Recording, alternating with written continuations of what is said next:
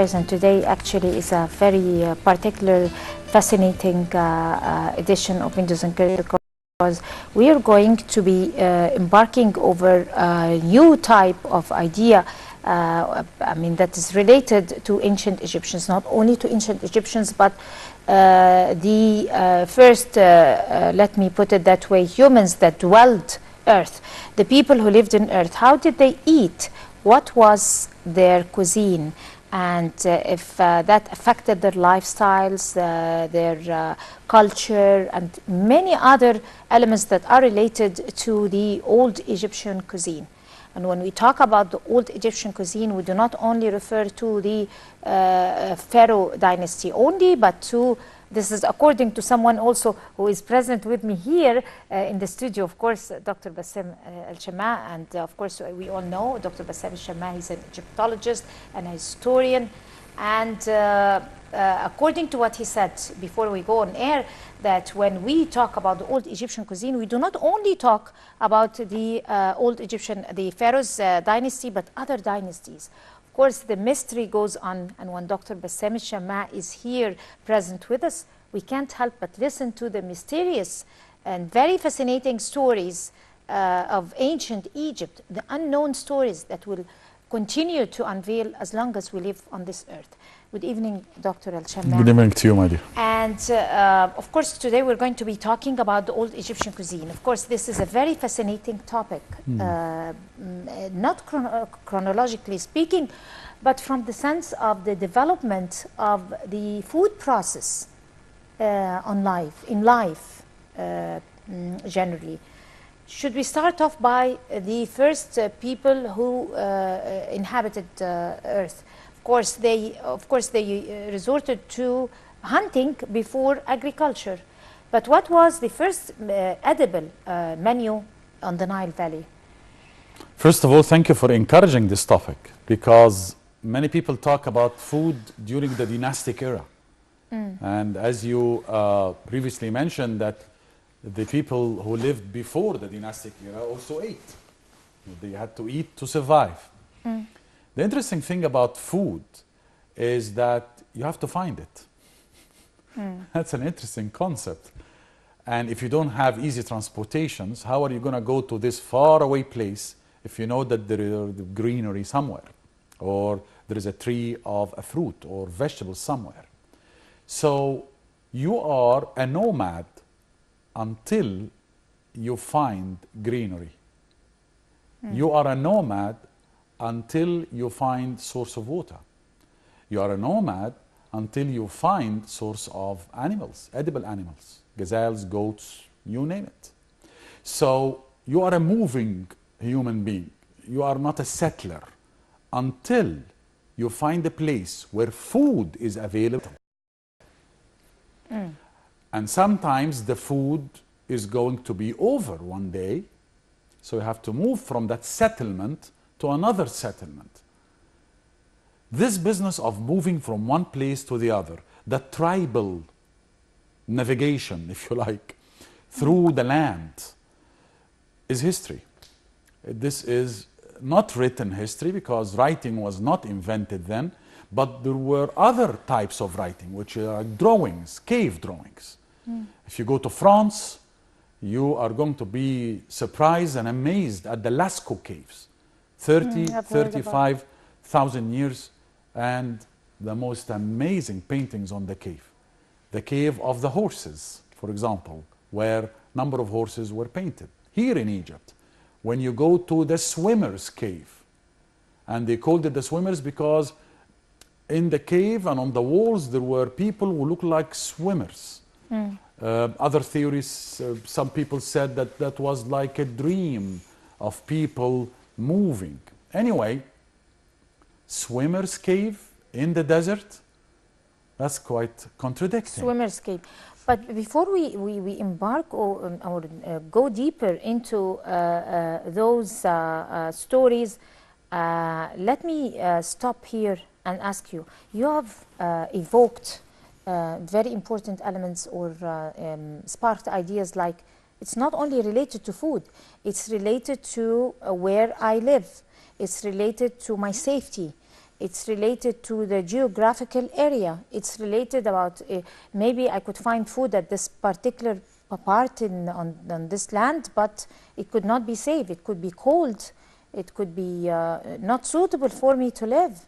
So how did they manage to fit all these elements together? I mean, it must have been very dangerous to be able to find a meal.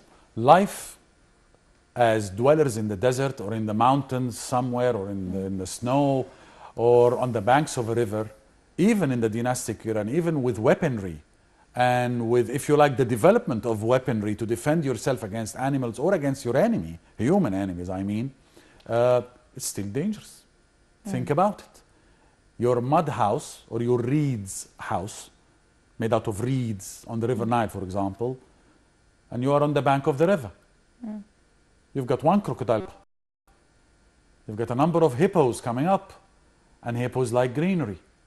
And hippopotami will go in numbers, and they will swarm the land, and all the greenery will be devastated. So, yes, you are right. You have to be bearing in mind one very big factor of life and surviving in life is safety. And that's why sometimes he went up in caves because he wanted safety from what's happening on the ground. And when the ground seemed safe to him because he found water and he found greenery and he found sources of food, he found fish, he invented fishing, he invented harpoons to fish what he wanted. So that will make him move and come down. That's what happened in Egypt. They came down from the caves. They came from they came from the desert, from the desert in ancient Egyptian hieroglyphs. It used to be called desert, by the way. Desert was called desert. The red land, that's in hieroglyphs. But yes, we are still before writing. We didn't go into writing yet, the writing epoch. No, we are still in when you wanted to perform something, you wanted to say something, you can draw it on the walls of your cave. Right. But bear in mind this business of swimmer's cave in the desert. Swimming in the desert? Swimming in the desert. That's quite contradicting. And also beasts, I mean the fear of beasts that could be hiding inside caves. Exactly. How did they manage Exactly. First of all, you will all be amazed to know that Egypt was a rainy country. And until not very far away, the rain stopped. When I used to take the people to Bani Hassan in El-Minya governorate, and we used to climb the mountain to see the tombs of Bani Hassan, and that's where lots of food has been drawn, by the way, the food of the Middle Kingdom. You'll be amazed when we come to the Middle Kingdom food. I'm very curious. Yeah. And this is history. History always keeps us on our toes. Still keeping me on my toes all the time, all the time. I'm still surprised all the time. So don't stop being surprised.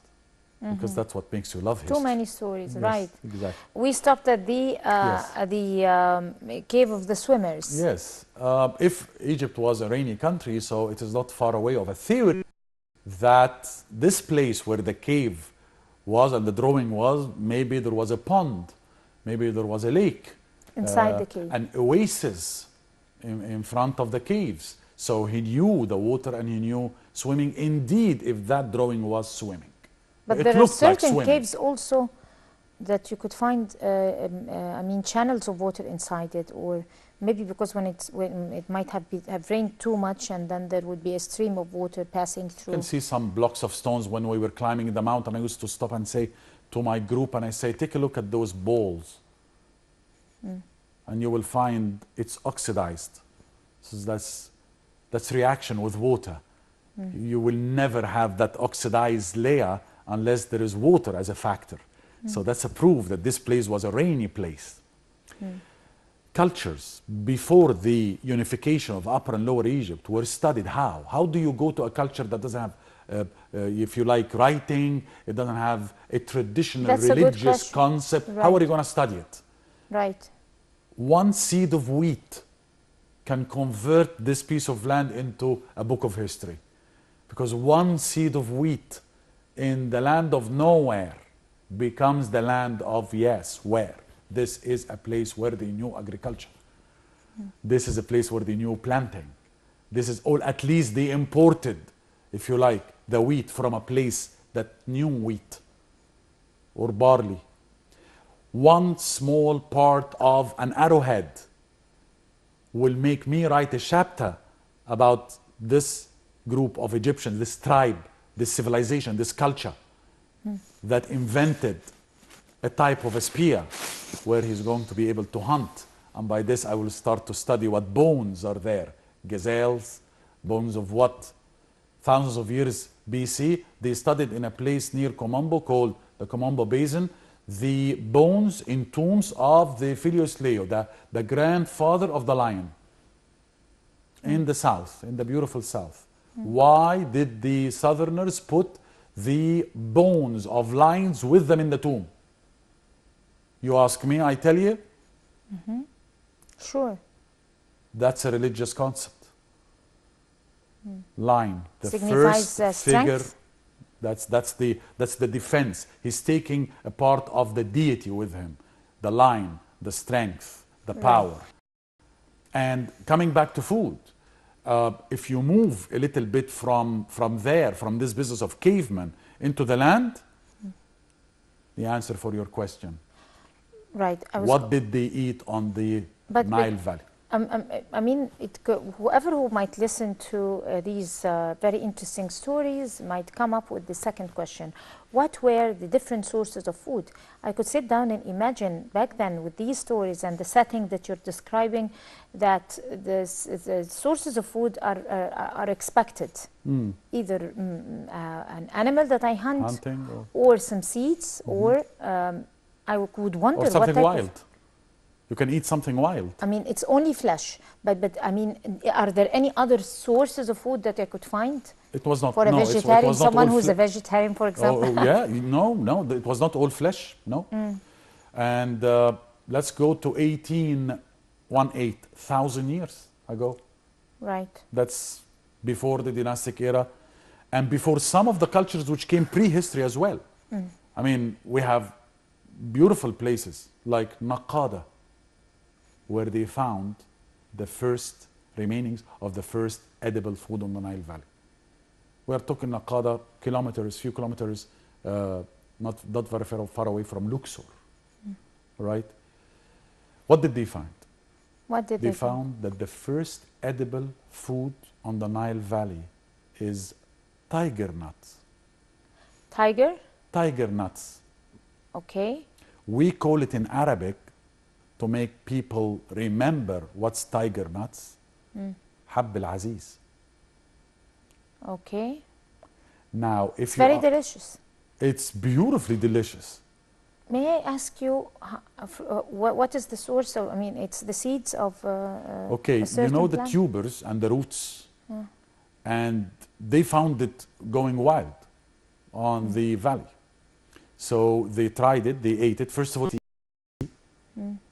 second of all, it's very healthy. That made me study some weeks ago, and I found a study that says in tiger nuts there are zinc, copper, proteins, fibers, potassium, magnesium, manganese, phosphate. It's got it all.